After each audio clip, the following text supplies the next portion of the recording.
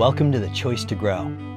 I'm Scott Schwenk. Through these dialogues, we'll explore fresh perspectives and discover practical tools for navigating a thriving life that adds value wherever we are. I'll introduce you to innovators and creators from across our world who embody what it means to cultivate growing as a way of life. Let's prepare together. Take a deep breath in. Hold the breath briefly as you soften your shoulders and soften the soles of your feet and palms of your hands. Then exhale like you're releasing tension and setting down a heavy burden from every cell. Now let's dive in. Welcome everybody to The Choice to Grow. My name is Scott Schwenk, and this is a series of dialogues, emergent dialogues with artists, movers, thinkers, shakers, people just like you and me who continue to choose to grow. And I couldn't be more delighted to welcome Danielle LaPorte. Danielle is not only a friend, she's a member of Oprah's Super Soul 100. And this is a group who, in Oprah Winfrey's words, is uniquely connecting the world together with spiritual energy that matters. That's interesting right there. What is spiritual energy that matters? She's the former executive director of a think tank in Washington, D.C., where she managed 20 plus futurists, creating scenario plans for the likes of the Pentagon, the World Bank, analyzing how global trends might converge or in some cases collide. She's the author of How to Be Loving and a number of other books such as White Hot Truth, The Desire Map, The Firestarter Sessions. She's got a glowing podcast with over 2 million downloads called With Love Danielle. I mean, I could go on and on and on. She's a mother of an extraordinary young adult and so many other things. So without further ado, welcome Danielle. It's so great to see you. And who knows where this is going to go, but it's going to be juice. That's right. That's right. Yeah. So let's just dive right in. I love things that I come across in your book. I sometimes use it like an oracle, just open to a page. So this one jumped out today. Compassion sees its reflection. Compassion sees its reflection. What does that evoke for you today? Oneness awareness. I mean, my definition of compassion is mercy plus oneness awareness equals compassion. So seeing your reflection is you and I come from the same source, might be struggling with similar things. You're going to be my teacher today. Maybe I'd be your teacher tomorrow. And then like the bow I would put on that is mercy is if you and I committed the same crime, let's say, I would hope that you get off the hook. I would hope that you get lesser time because I know how hard it is. You know, it's like, you know, those like scenes in classic movies where it's like, may God have mercy on your soul. Yeah. I think it's really like, may you have mercy on yourself and may your soul have mercy on you. Yeah. What are your key tools for self-mercy? Something, well, I actually have an actual tool I created, Scott. Thank you for asking. For $4.99. Actually, no, totally, it's free. It's free for the universe. I call it heart centering. And this is really based on the ideology, the premise that I create all my thoughts. I vastly create my reality. I create my fear. I create my victories, give or take. And that trying to overcome my fear and trying to, all the things I'm struggling with, trying to get them to shut up, trying to get them in the back seat, trying to get them to be like, trying to get my fear to be confidence is just such an energy drain.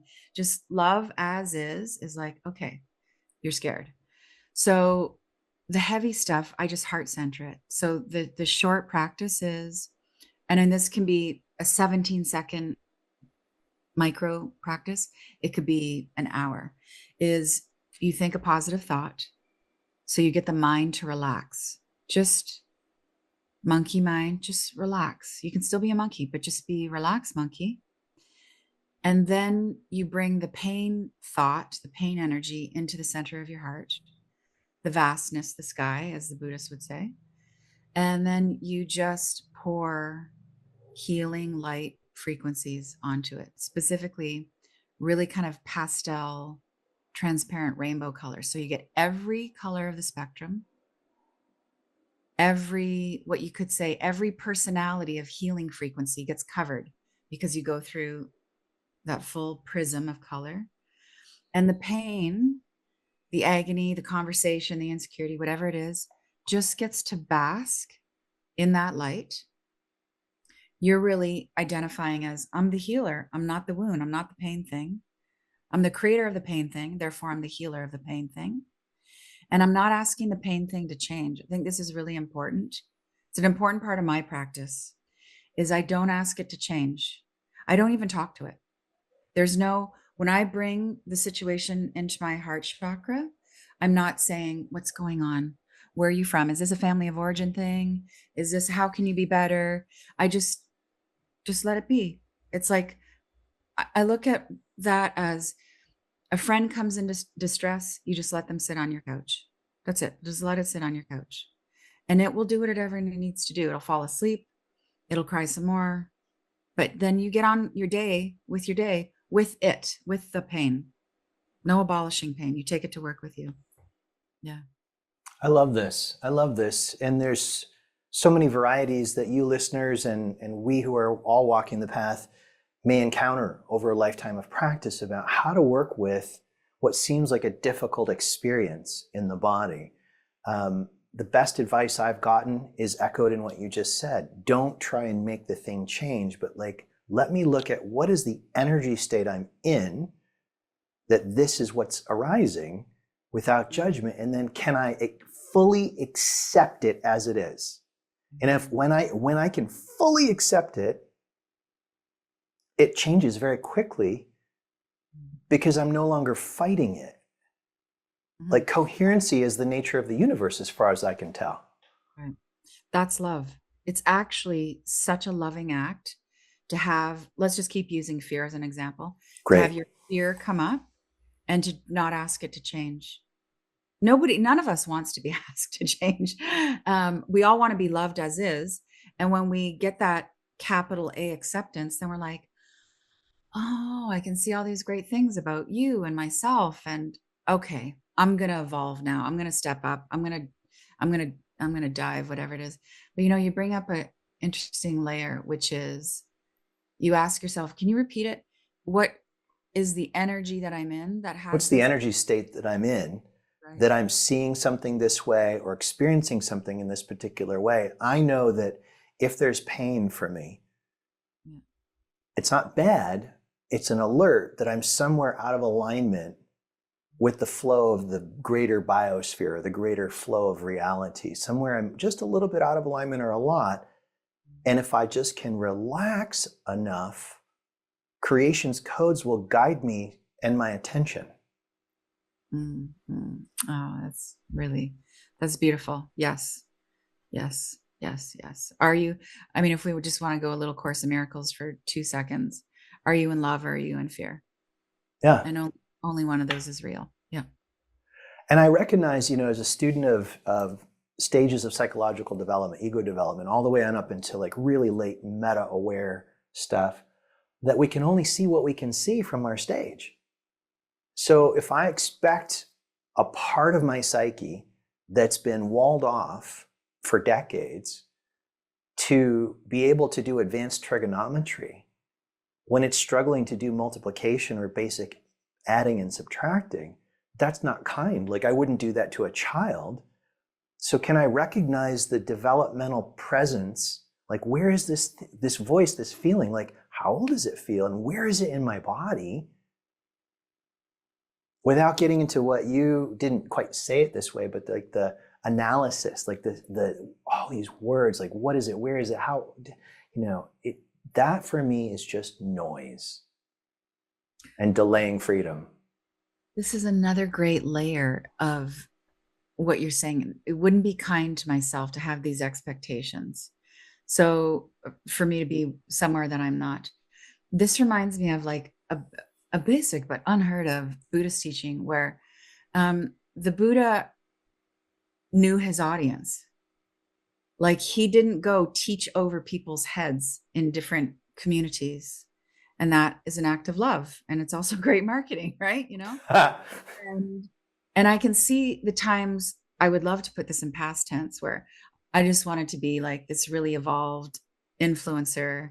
And I was just going to show you how smart I was and how many hours I had logged meditating, all those things. And there were often times where I knew I was teaching over someone's head. I didn't, it wasn't even about reading the room. It was just like, I'm the center of the room. That's egocentric teaching. And now I feel that I know I'm in a much more expanded place. So I can sense if someone's going to get it or not. And B, I can just pull out I just pull out just a one liner out of total compassion. This is what I have today. You don't even need to think it's good. This is my nugget. And then sometimes you just got to be, you got to be the philosophical baller because someone is just like, give it to me. I've been looking for accuracy. And you're just like, oh, yeah. And you have to love everybody who comes. Like I was at Agape in the back office with Beckwith and team. And one of the staff was kind of just giving some shade to one of the members and just like, they're off their rocker kind of thing. And Michael just whizzed by and just said, gotta remember, we're a spiritual hospital. And people come all different levels, injuries, wisdom capacities, and you got to do your work so you know what they might need. Yeah. That's it's an economy of words. You got to do your work so that you know what they need. It's an economy of words, but it's a huge territory.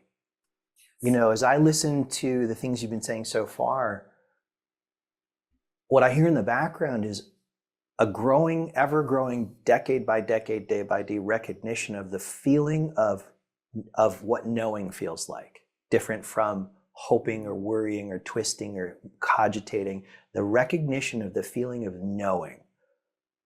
And I mean knowing, like knowing the right way forward for everyone involved because it's intuitively obvious. And that for most of us doesn't seem to just be there at 5 years old or even 13 years old or even 33 years old without having encountered situations that were really, really challenging at best and downright painful at worst, to be able to see the difference between my body's natural responses to fight, flight, or freeze and the access to greater wisdom, ideally at the same time. Yes. Yes, wholeness. Do you want to know how I think you do that? Sure. The visual I always have is that when I love the fragments of myself, usually the stuff I'm embarrassed about or I've been trying to make more enlightened, right? So it's like when I love, my inner Joan Jett, when I love my arrogant self, when I love my needy, clingy self, which I mean, romantic relationship is the crock pot for all of this. Yes. When I freshly dating over here, so freshly in it. Let's talk. Freshly married over here. Just got through the tunnel of first year of marriage. Oh my God, what a precipice. I literally see all those little personalities of myself, those characters and sometimes caricatures. And I see myself bringing them into my heart, my vast, cosmically woven, all that, I just bring it in. And with every little being I bring in, I expand because I have to expand. I have to expand to include them. Oh, there's this and there's that and there's that. And my arms just get bigger and bigger and bigger. And I become like this open tripod, unshakable, less shakeable. I become more vast. I become the divine mother of my own stuff. And that makes me more capable of being more divinely motherly to other people who need some assistance that day. Yeah. And that's playing a role as opposed to being played by one. One of the things I love about you is your willingness to tell on yourself. Your willingness to say, you know what, I just passed a really big pocket of nasty smelling gas and I'm not sorry about it. I'm sorry if it upsets you, but I'm not sorry about being human and having a body. Or, I said that thing in a really shitty way and here's where I was coming from about it, or whatever, Okay, like the let's just say realness. Scott is not pulling from any social prior engagement I've never admitted to farting. I do not fart in public. I have never farted in my entire life. And if I did someday, I wouldn't be admitting it. But yes, I love being transparent Yeah, because it's lighter. And it's fucking helpful to tell the truth. It's so yeah, efficient. Yeah. yeah, yeah. If you're really telling the truth. Sometimes I think we are. Yeah. Well, and that's a whole other matter. I'm curious. I've found that I keep coming back to the victim triangle over and over again for clarity about, am I coming from a mask or am I coming from something real? Like, am I playing the role of the hero, which I heard you describing in your early days as a teacher. For sure, that was me. Like, I need to look good, feel, be seen a certain way. It was all unconscious to me. And it was a lot of achieve, achieve, achieve, achieve, and look for credit. Yes. To shift into going, you know what? I don't need to have the answer for this person. And even if I do have it, it doesn't necessarily need to be said by me. So that's just one little corner. Well, another corner in that same room is you start to realize you do not want the karma of giving advice. Bam. Bam. Now let's unpack that a little bit. I just sat with my teacher Parvati in a series of sessions about the karmic exchange that happens for those who give energy practices, mantras, and or advice. That we literally hook ourselves into another's experience energetically and become somewhat responsible by giving advice. Have you noticed that with your students and clients? Oh yeah. I mean, sometimes I'll feel, not so much recently, but in the past, like I've definitely felt this with speaking gigs. And sometimes I feel it after a membership call, a class. My spleen, like my third chakra is like, ugh. I want to go take a salty bath. I want to sage. And that's not because someone's energy jumped on me. It's because I got entangled. I got in a little, I said too much. I got a little savior-esque, just like a little dialed up the salvation a little bit. And yeah, one tool I use, or one way, is I will often say, in my experience, or I will say, I have a story for you. Take what you want, leave the rest. I mean, just really simple things. And often just try and just be in a state of inquiry and just listening. I mean, really, I know you know this. I'm sure everybody listening knows this, but really, we will come back. I mean, the ego has to flare up as the teacher, and then you get a little bit canceled, and then you get embarrassed. Like, I have some speaking gigs I did 4 or 5 years ago, and they still haunt me. Some things I said on stage, I have to heart center those mothers a lot. And they're up now because I'm actually ready. I'm just like, I haven't been on stage for a while, and I'm just like, I'm back. This is a Phoenix chapter.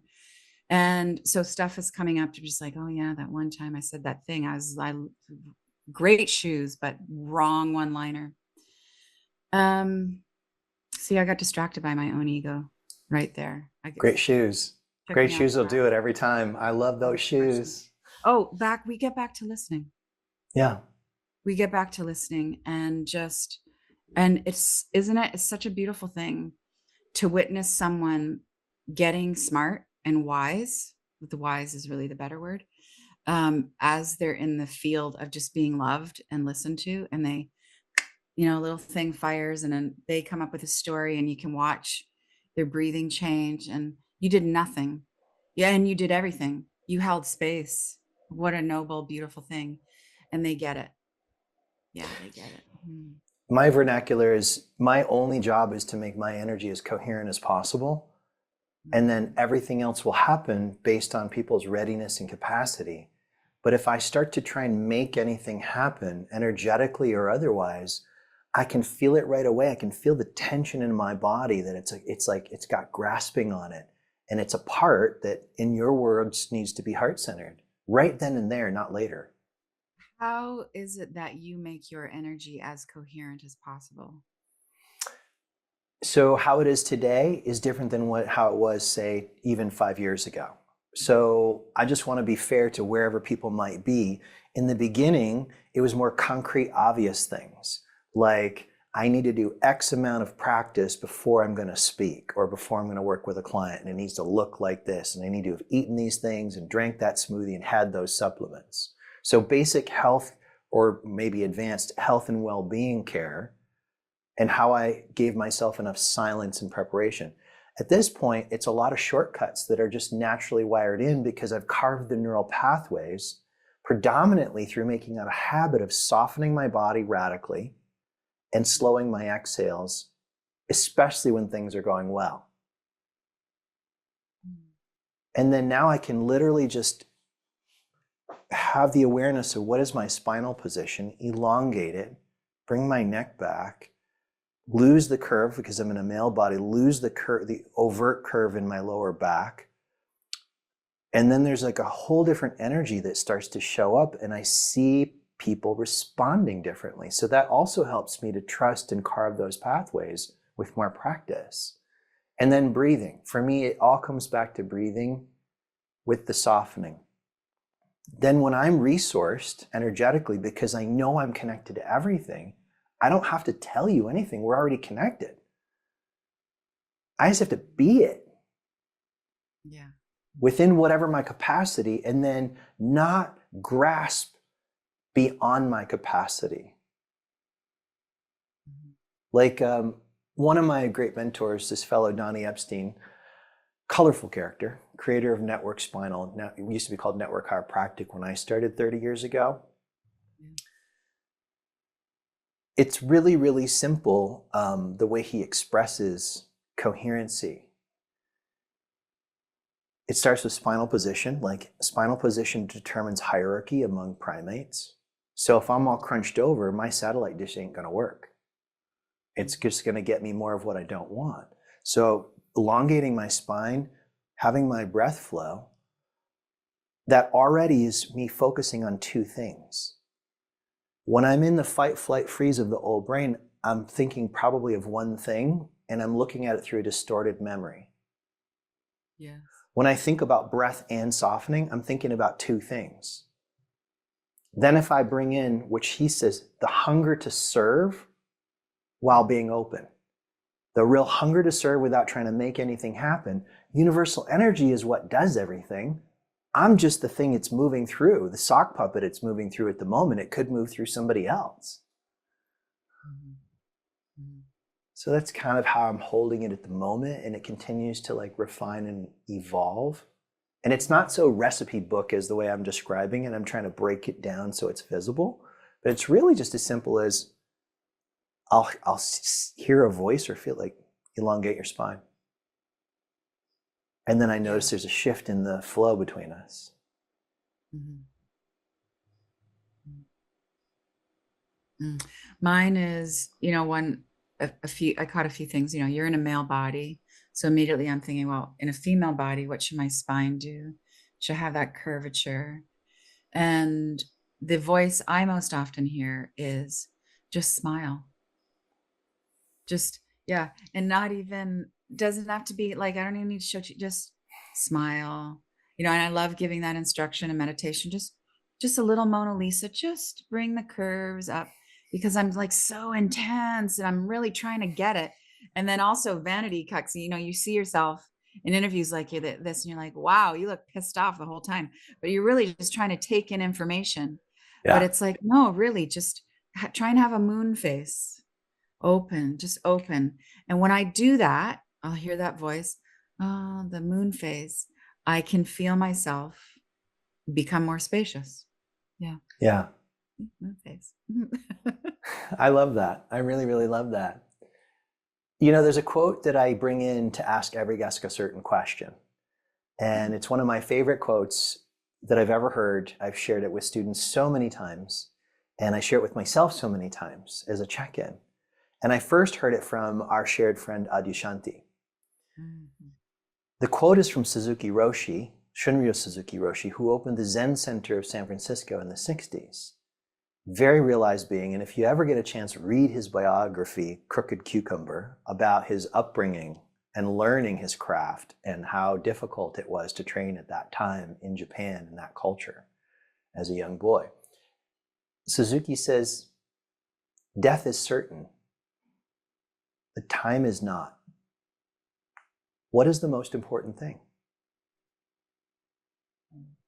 So I'll offer that to see what is there for you. What is the most important thing? Death is certain, time is not. Mm. Well, I have two answers. One's really making me a bit emotional. One answer is now.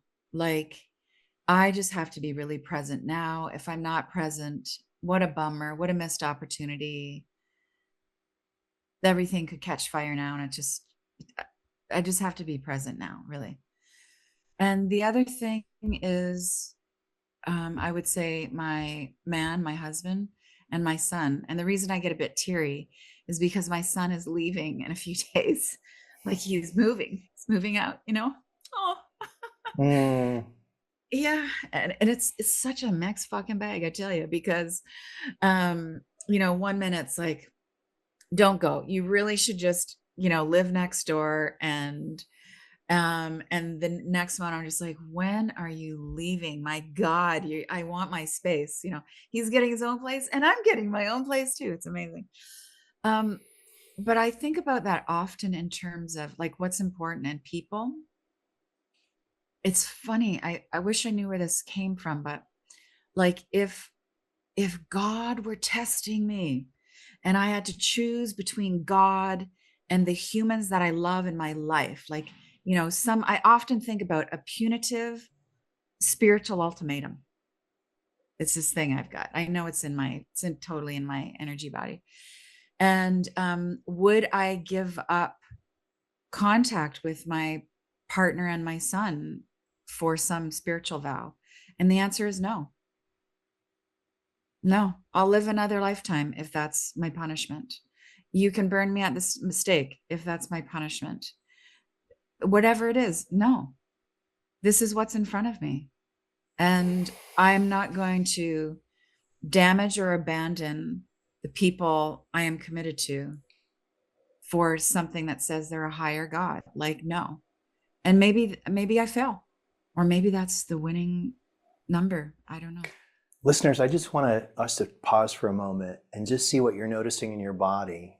Maybe you didn't notice anything. Maybe you did notice something when Danielle just shared, no, I would choose my family. I would choose my man and I would choose my son. I felt, you may have your own experience, a huge expansion of energy and like a yes that you passed the test. Not that I'm deciding that as an ego, but like it's like, of course you passed the test.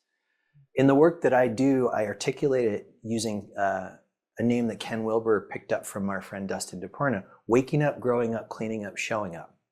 Showing up's conduct. And for me, that's really important, having come from different mentors or situations or scenes or communities where there was a charismatic leader who had a lot of power to transmit and did so, but also had unbaked character issues, conduct issues, whether they were sexual issues, whether they were money issues or whatever. And it's like, I have lots of old sayings. You want to find out how enlightened the master is, go ask his wife. Oh, I love it. Right? Like, if it's not right here, right now, then it's nowhere. I mean, if the Hermetic teachings are right, as above, so below, then this ultimatum of I choose between my spiritual evolution and my family. It's like, oh, that's a basic split ego state that probably is mirroring something from earlier in life. You know, like when we move as little kids from first person perspective, like toddler, into later toddler, first person given choice between a toy and a friend will always choose the toy.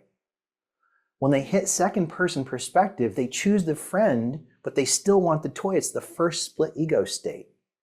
And we encounter these at different stages of our evolution, that as we move into later growth, that part of the growth is knitting them back together from a wider view. So when we're younger, when we're in like a mature second person perspective, man, fitting in it has to happen, because we're associated with our ancestors, where if you didn't fit in, you didn't have food and you died. The wagon train left you behind. So this fear that we need at that age to actually learn right relationship with others is important, but then we carry it on and may not realize it. Those were a lot of words. I got them all. The knitting is so key. It's I have a great one-liner, if I do say so. In the recent book, How to Be Loving, where I talk about egoing versus loving, which is actually a borrow. I fully give credit to Adyashanti. So instead of saying, oh, that was my ego that took over and I need to quell it and contain it, it's just like, no, I was egoing in that moment instead of being loving. And I think the ultimate journey, and I see this with teachers I really respect, and I'm starting to see it in myself now, where you just eventually go, oh yeah, I have an ego. So what? Yeah. It's like no big. And I need to work with it. Like, if yeah. we take that framework, Ken's framework of, well, waking up is what a lot of teachers have gotten fond of and good at, kind of this up and out mentality. But like, I may go upstairs and to the roof of my building, but it doesn't negate that my apartment still needs cleaning. Yeah. So I have a lovely view when I'm on the roof, but I'm going to come back home sometime, and if I don't clear the clutter, there's nowhere to lay down when it's time to sleep. I don't crave those experiences as much as I used to. Like, I could probably count them on one hand, my awakening experiences, which, you can't even put them into words and all of that. And of course, I see, after an experience like that, I just want to go back, And now I'm just like, I'm good. I work with a really powerful metaphysical practitioner. And some days I would love for her to give me some more codes. And I'm okay if I don't get the codes. I'm okay. I am living for truth. I'm really, really at the time of this having this conversation, we're just post a really massive astrological shift. And as it's so mega. And, as I mentioned earlier, I'm in a Phoenix rising phase of my life. It's been a lot of ash. And I just want the truth. And the truth is I'm good. I'm good in my little apartment. I'm good with my Heart Center Collective. And I hunger for truth at the same time. It's both. I see and feel like a bonfire in my heart when you say that. Like, that's just the natural response. That's because I've burnt down so fucking much, Scott. Like, I put the high heels in the fire. I put the house in the fire. I put the car and the identity and the 10xing, the revenue. It's all been in the fire. I even put the marriage in the fire, and I haven't even been married for a year. And we are on the other side, and it's wonderful, amazing. It's really fantastic. But I've questioned everything. Yeah. And by the way, in case anybody's wondering, you don't need to physically set fire to your beloveds or your stuff. And that's not what she's talking about, in case you're getting really concrete. And it also, there are people who have different orientations. Danielle has a particular orientation. I have a particular orientation. Some people can have, a very robust relational life with lots of partners and be very awake. There are people who can do that. Some people need to be focused on being single and solitary for a little while to grow. So we all have different entry points. It's like, well, what's yours? Where are yours in your life right now? Our lives are not prescriptions, they're descriptions. That's beautiful. The same example would be, you can have 5 houses and 5 cars. Yeah. Yeah, it doesn't, for me, my life is it's much more zen now, and it works for me. And it doesn't matter. It doesn't mean that next year I don't go buy 50 acres, or 10x or all those things. But right now, this feels so calming to my nervous system. I feel so in love. I feel so capable of meeting challenges. Um, I feel fear. I still feel a lot of fear about the future, but I meet the fear differently. I use it as fuel instead of, doesn't become residue. Yeah. What I hear in everything you're saying is different phraseologies of what's happening right now. What's true in this moment? What do I really have in front of me? Where are my feet now? And then I hear you're resourced in that way. But like when you describe getting the mind way out into a 10x 10 years from now, it's like there's anxiety, or could be. Yeah. Do you want to talk about the 10x mentality? Yeah, let's unpack that a little bit, because this hustle culture, at least down here in Los Angeles, is very robust. Yeah. Yeah, it's robust if you're in the whole self-help. If you have an Instagram account. Yeah. So I am into the 10x paradigm of 10x your value of what you're giving, 10x your client's experience, 10x your joy, your spaciousness, your time off, and your net profit. Full show up. And do it in 18 months to 3 years, 5 years, whatever your timeline is. But you can't 10x all the material things until you 10x the interior things. And I just figured that out. I mean, it's what I've been preaching about for a long time, but the rubber really had to hit the road. It's like I've rebuilt my business in the last 18 months. I really have this really grown up, mature team. I'm clear about what I have to offer now. I'm clear. It's less about entrepreneurship. It's all about spiritual direction. If you happen to be an entrepreneur, great. Living a heart-centered life will help you make more money, all those things. But I was finding it way too stressful when profit was the metric. And it's really, really difficult to let go of profit as a metric. Like, it's excruciating as an entrepreneur. It's like, we're like, well, we could make X amount this year if we do this, this, and this. Or we could just have what I call a be well number, or a be well business, which is, but what do we need to make to more than keep the lights on, but everybody's well paid, and we have a beautiful team retreat, and we take a bunch of time off, and we have some money in the bank. What's that number? Yeah. And everybody just relaxed, and their minds opened up. And I have been so creative and funny and fucking sexy since I decided to not 10x financially, just 10x in terms of value. And the money will come. I also have no doubt. But I'd rather be relaxed. Amen. I'd rather be relaxed. Yeah. When I'm relaxed, I can see more. I have more resources. When I can see more and have more resources, I can make fresh choices that are better for me and everybody. Yeah. Life is I mean, I will be the first one to say, as a 6'2" man who's all leg, flying beyond a certain number of hours with a lay flat seat is essential. And that does not come cheaply.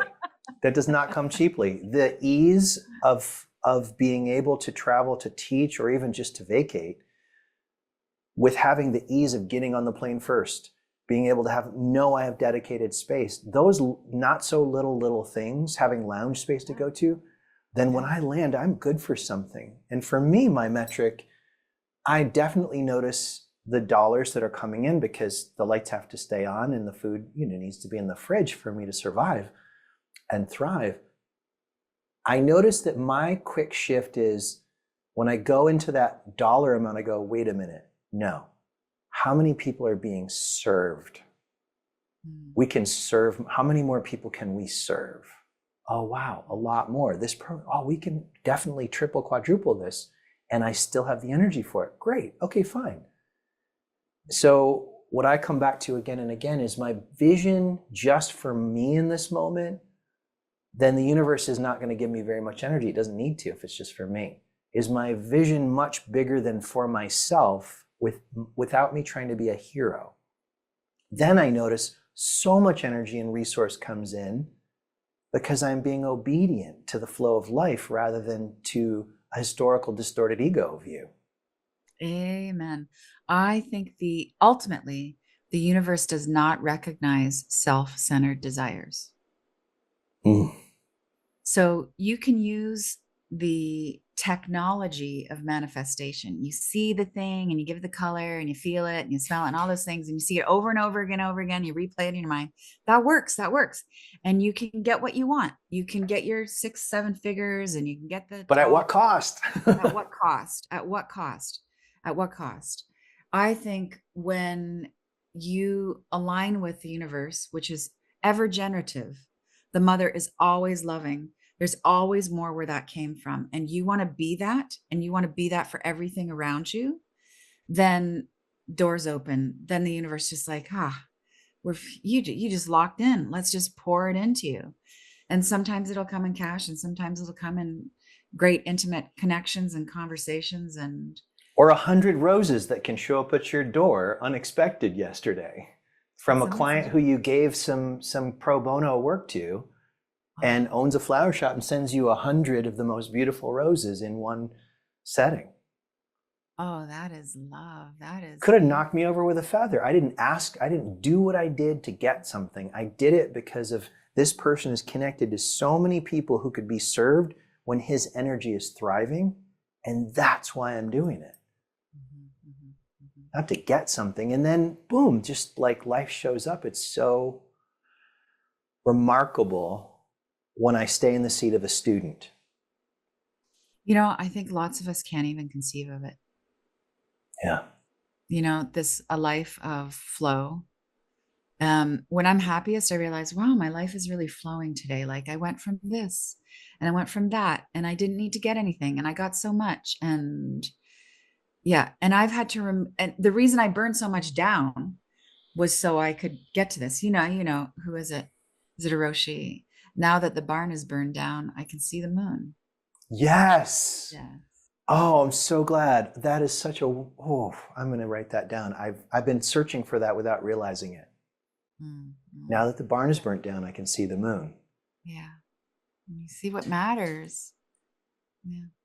What I love about moving in the direction of, I'm not going to claim elder, but moving in the direction of eldering with a lot of life experience. And I'm not saying you don't look a day older than 23, but as another peer elder, I love the noticing of the difference between personality grasping at something and what's this feeling of natural flow of life, and knowing with enough experience of choosing that, it brings me better stuff than my personality could have brought in through the law of attraction or whatever. It's so much less exhausting. I mean, it's actually, you get more prana and ka and chi, all the things, whatever you want to call it. You actually get vibrant instead of, it's so taxing to get on Instagram. It's just, yeah, there's so many ways where we look to fit in and get stroked and win the thing, and it just burns a lot of valuable energy that you could be putting towards actual fulfillment. And I'm all for material fulfillment. I mean, yeah, I'm into it. But fulfilling things, less therapy bills. I mean, therapy's great. Yeah. All the things. Yeah. Or maybe less emergency bills, maybe we mean Yeah. Yes. I don't know about you. I choose to go do these things, whether it's my network chiropractic entrainments or my sitting with the person I call my therapist.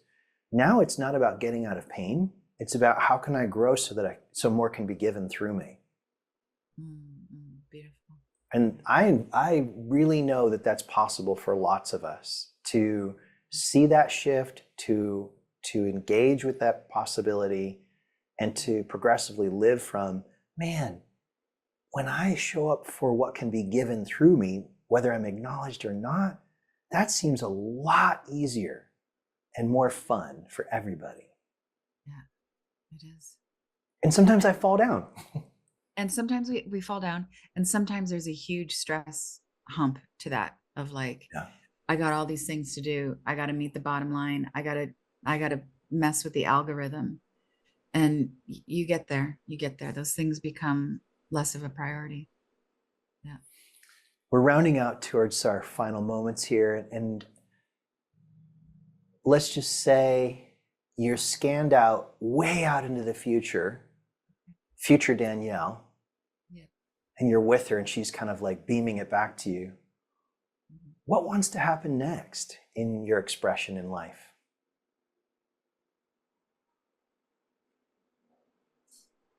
Well, what I hear is keep writing.